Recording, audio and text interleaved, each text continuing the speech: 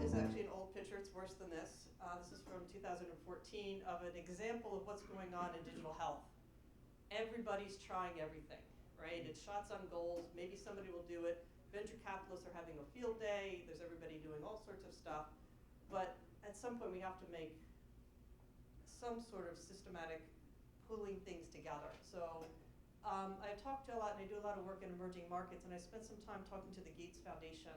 And the one thing that they said is that they're very, very frustrated in the amount of money they're putting into healthcare because everybody's piloting everything, right? And they can't get past pilots to scalability, and that's actually going to become an issue. So at some point, we've got to start to shift from pilots to actually scalable solutions that cut across, because that's the only way you're going to get the delivery mechanisms changed.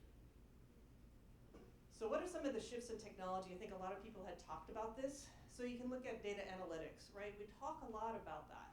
Big data, rolled evidence. The thing though with that we'll have to talk about is, yes, there are data analytics, but how do we get access to the data?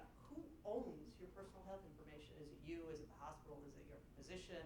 How can you actually work through that and determine, do you want to give it to science? So there's a lot with that data analytics that's behind the scenes. You can talk about software infrastructure. So a lot of people say, oh, let's coordinate with the EMRs, that's your electronic medical record. They were developed to really be claim processing systems, and they're struggling to kind of work into the next component of that, of really taking care of your health. So they're really all about money. What a surprise. You have clinical decision supports, algorithms that do that, but then you also run into an issue when you have algorithms on clinical decision support. Do they start to fall into regulations of a software medical device? For those of you that maybe are in that, there's a whole thing going on with that with the last couple of years. Regulations on are they actually doing things to help you make decisions about your health. You have mobile health. Everybody's got their mobile devices, Fitbits on there, everything you can think about. I've been playing a lot with devices. I think somebody said they had a Fitbit. I have one of the Apple Watches. I think I've tried them all to really figure out what do you do with them and how to use them in a way that's very different. Plus everything now hooks to your phone. So people, again, trying to figure out how do you carry your health concerns with you as you work through the daily life.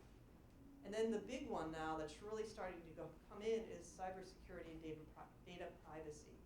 Data privacy was always there.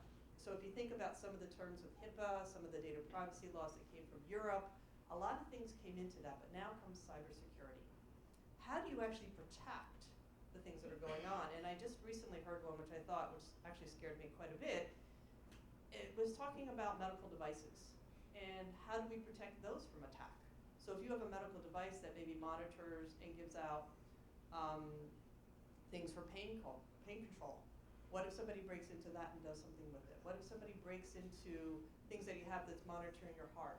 I'm like, I never really thought about it. Oh my goodness, that's a whole nother category.